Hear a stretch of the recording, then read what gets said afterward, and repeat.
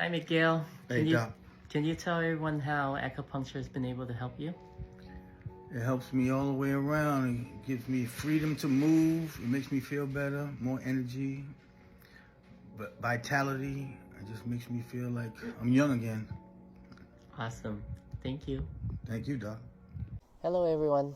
Let's talk about acupuncture and how acupuncture is able to help you regain your youth and regain your vitality. Okay? So, what is so important about acupuncture and how does it play an important role in getting you back to your normal health or even stronger? First, acupuncture is able to help you balance your hormones, your stress hormones. Acupuncture is able to help you produce the right kind of acid for you to digest your food properly. That's important. If you cannot digest your food properly, how will you nourish your body? When you're able to digest your food properly, your gut microbiome is able to feed on some of these digested food. And when they feed on these foods, they produce certain gases that are beneficial for your health, for your youth, for your vitality. One gas in particular is nitric oxide. Let's say, for example, you buy a really, really old house, and you go to check to see if the water is running. You turn on the faucet, and the water is barely leaking out. What happened to it? The piping is all solidified on the inside with calcium, with mineral, to a point where the opening inside the piping is very narrow, so water is not able to make it through. Why did this happen? The pipe does not have nitric oxide to expand and contract the piping. So if it's able to do this, it's able to release the scaling, the built-up of calcium and mineral to clear the pipe. In our body, our blood vessels carry necessary nutrients, oxygen, fluid to all of our organs so they can function, so they can do their job. But if our blood vessels cannot expand and contract, it can't loosen the plaque built-up called calcium or cholesterol that's built up in our veins, in our blood vessels. So without nitric oxide, we will keep building up these debris and clog our blood vessels.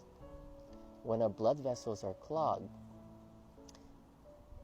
in addition to adding an emotion called excitement, when you're excited, your heart beats much faster, and blood rushes through your body and through these blood vessels much faster. This fast rate creates a lot of pressure, along with congested blood vessels create too much blood pressure. This pressure can cause your veins, your micro blood vessels to expand and explode, which cause blood leakage throughout your whole entire body. It's very dangerous if you have this blood leakage in your brain. So we depend on nitric oxide to be released so that our blood vessels can expand and contract. By doing this at a consistent level, you're able to clean your blood vessels. As we age, we tend to have less nitric oxide. So just imagine, sorry, that was a bee flying by, a honeybee. So imagine if we're excited about something, and our blood vessel is supposed to dilate so blood can rush to that area and engorge that area. Or blood can rush to that vein, engorge that muscle with blood so that muscle can be strong and perform its function. But if our vein is closed up